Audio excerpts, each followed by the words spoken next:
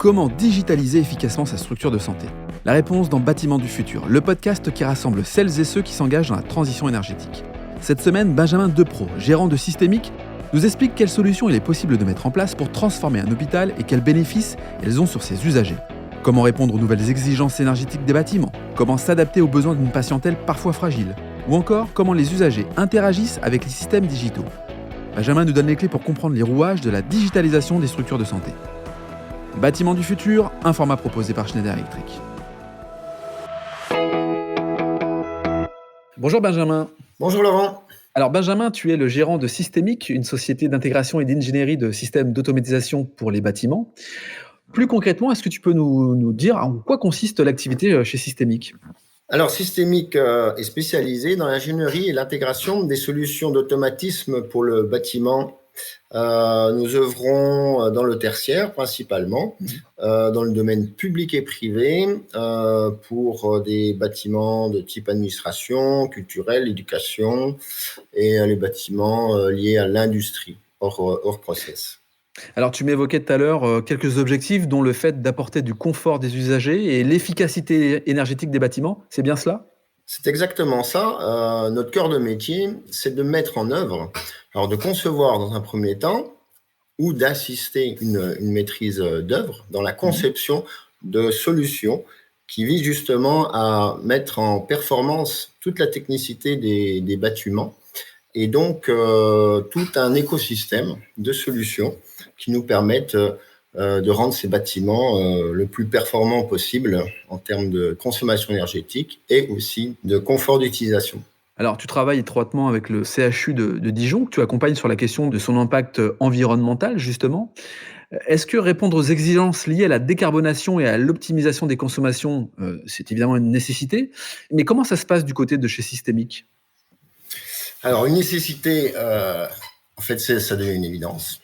Tous les bâtiments aujourd'hui doivent répondre à des exigences de performance énergétique qui sont bien trop souvent dites, mais pas mises en œuvre.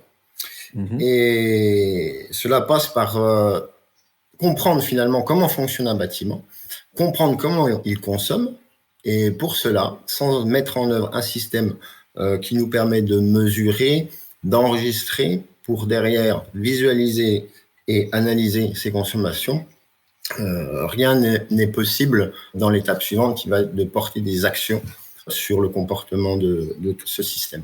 Est-ce qu'on pourrait dire que c'est finalement consommer au juste besoin pour optimiser les coûts d'opérationnalisation des infrastructures de santé? C'est le but final, précisément, c'est ce qu'on recherche. Il faut adapter la consommation à l'usage, sans pour autant mettre de côté l'usager, mais il est important d'arrêter les consommations ou de surconsommer quand le besoin n'en est pas nécessaire. Benjamin, c'est très clair. Est-ce que tu as quand même quelques exemples très concrets à nous partager? Déjà, premièrement, prendre en considération que le bâtiment n'est pas utilisé à 100% et sur toute sa durée de vie, typiquement sur la semaine. Suivant les types de structures, on a une occupation qui peut être hebdomadaire, mais du lundi au vendredi, mais pas le samedi, pas le dimanche. Et dans les jours occupés, très simplement, on va avoir pendant la nuit une occupation naturelle. Donc, dès lors, des consommations type du renouvellement d'air, du chauffage, du refroidissement, je prends les gros postes de consommation, l'éclairage aussi, mais bon, qui naturellement doit être éteint la nuit. Toutes ces consommations-là doivent être adaptées à l'usage au moment où on en a le plus besoin. Donc concrètement et régulièrement, c'est les cas les plus courants et que l'on doit gérer absolument et vérifier que c'est bien le cas. Alors, Benjamin, digitaliser pour réduire son impact pour la planète, mais aussi digitaliser pour optimiser l'expérience de l'usager, qu'il s'agisse là des médecins ou des patients. Quelles solutions finalement peuvent être mises en place pour leur faciliter la vie et leur apporter plus de confort? Alors, l'usager est vraiment au centre de la réflexion et ne doit surtout pas être une variable d'ajustement, en fait. Donc, c'est très important de savoir déjà à qui on a affaire, quel est l'usager. Ici, pour donc le monde hospitalier, en fait, le confort doit être quasiment transparent, dans le sens où la personne qui est là, ou le médecin, ou le corps médical, quelque part, ne doivent pas être tributaires d'un fonctionnement compliqué, complexe, qui ne leur apporte pas satisfaction. Donc, nous, ce qu'on fait, c'est qu'on apporte une solution technique qui peut être relativement importante en termes de système, mais qui doit venir simplement composer un fonctionnement simple aux usagers au quotidien. Donc, c'est adapter des températures, une qualité d'air régulière, sans avoir forcément besoin de venir manipuler des outils de réglage. C'est notamment aussi le cas pour ce qui est de l'éclairage. L'éclairage doit être plus naturel, plus doux, plus optimisé pour apporter un confort visuel. Et aussi, le dernier volet, c'est la gestion des façades par les volets roulants qui doit permettre une mise en condition soit d'ombrage, soit d'apport naturel d'éclairage pour que la personne puisse bénéficier de tous les intérêts d'un environnement confortable. Oui, donc c'est à la fois mettre dans des conditions de travail le corps médical de manière à ce qu'il soit confortablement amené à travailler, puis également pour les patients, cet esprit de confort pour vivre cette expérience lorsqu'on est hospitalisé. Tu nous parlais du CHU de Dijon, tu as notamment participé au projet de modernisation du bâtiment François Mitterrand du CHU de Dijon qui accueille l'hôpital pour enfants. Alors, on parle là d'un public particulier, fragile. Comment on s'y prend pour transformer une structure qui accueille de jeunes patients? Alors, effectivement, le public est particulier et a surtout une sensibilité due au plus jeune âge de certains patients. Comment on s'y prend? Déjà, c'est un dialogue. Il faut commencer par là. C'est pas parce qu'on parle technique qu'il faut pas échanger avec les personnes. Donc, la prise en considération vraiment de l'usager, de son quotidien est très importante. Donc, le système doit s'adapter au public et aux patients et pas l'inverse. Donc, déjà comprendre la pathologie et les besoins de ces patients-là nous permet de faire des réglages, apporter vraiment une solution adaptée pour optimiser le confort de ces jeunes patients. Voilà déjà la première démarche qui est importante à prendre en compte, puisqu'après le système qui va être mis en place, lui va permettre tout un tas de prises en compte de différentes fonctions possibles, et nous on va adapter, repositionner l'équipement au plus près du besoin. Ok, et justement, quels sont les bénéfices de la digitalisation des chambres pour ces jeunes patients, Benjamin? Alors, dans les bénéfices, on a déjà évoqué, mais c'est important de le rappeler, c'est le confort des usagers. Et ça passe par plusieurs mises en œuvre de différentes techniques.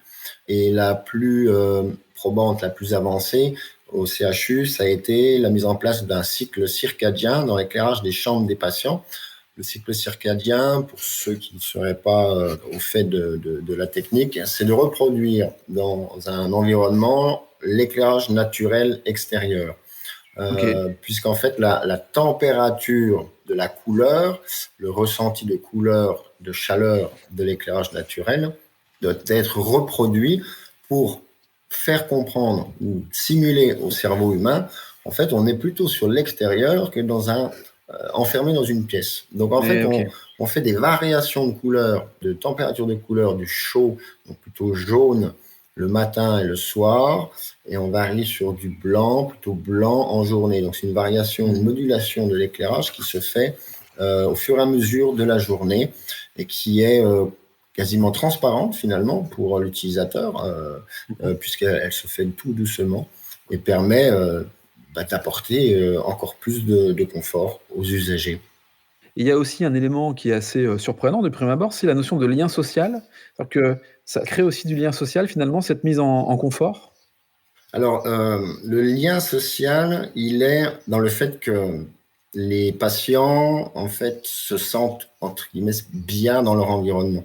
C'est un petit peu compliqué à comprendre, mais ils n'ont pas envie d'être là-bas. Ils n'ont pas envie d'être dans un milieu hospitalier. Donc, si nous, par notre technique, par nos équipements, on leur apporte, alors de bien-être par le confort, je dirais confort visuel, confort de température, confort d'air de qualité, ça génère du lien social. Ça génère entre guillemets, un bien-être et qui se traduit par un bien-être entre le corps médical et les patients. Donc, notre rôle, il est là. Ok. Alors, on parle de décarbonation, performance, efficacité, confort, notamment pour des structures qui accueillent un public jeune, on vient de le voir. Moderniser les structures de santé répond aussi à de nombreux enjeux, on le voit bien. Pour les atteindre, tu as notamment déployé des solutions Schneider Electric. Je pense à EBO et à la chambre connectée. Est-ce que tu peux nous en dire un peu plus sur ces approches-là? Alors oui, pour préciser la solution qui a été mise en œuvre au CHU de Dijon, donc nous avons travaillé une solution Schneider Electric sous 2 volets différents, 2 gammes de produits différentes. La première, donc EBO, qui est le système BMS de supervision générale du site, qui n'est pas lié que au bâtiment des jeunes patients avec l'hôpital de l'enfant, mais vraiment déployé sur l'ensemble du CHU. C'est le système qui va superviser l'ensemble de l'installation, qui va agréger l'ensemble du système de chauffage, refroidissement et renouvellement d'air. Et puis après, sur une couche un petit peu plus proche des usagers, là, on a déployé un système sur protocole KNX qui permet précisément la gestion de l'éclairage, la gestion des façades et des interfaces avec le système de renouvellement d'air et de remontée d'informations sur le système EBO. J'imagine que ça permet d'optimiser les consos énergétiques, ça offre le fameux confort que tu évoquais tout à l'heure sur l'utilisation pour le personnel et les patients, ce qui est intéressant. On parle de bien-être, on parle de mieux-être, effectivement, de subir une hospitalisation, autant la subir dans des conditions qui sont favorables au lien social, comme tu l'as exprimé également. Écoute, Benjamin, merci, c'est très clair. Merci d'avoir participé au podcast Bâtiment du futur, un format proposé par Schneider Electric. Merci à toi, Laurent, et merci à tous. Si cet épisode vous donne envie d'aller plus loin, c'est l'occasion d'en parler à Fabrice Broutin, directeur France du segment santé chez Schneider Electric. Bonjour Fabrice. Bonjour Laurent. Fabrice, peux-tu nous dire comment passer de l'idée aux actes lorsque l'on veut transformer sa structure de santé ? Alors c'est très simple. Schneider Electric accompagne les bâtiments de santé dans leur transition digitale, écologique et bien entendu humaine. Et comme on a pu l'entendre dans ce podcast, Schneider Electric travaille étroitement avec les structures de santé du territoire sur tous les enjeux de la transformation. Pour entrer en contact avec nous, rien de plus facile. Rendez-vous sur le site internet www.se.com ou sur mon profil LinkedIn. Et je me ferai un plaisir de vous répondre. Allez, à très bientôt. C'est très clair. Merci Fabrice. Merci Laurent.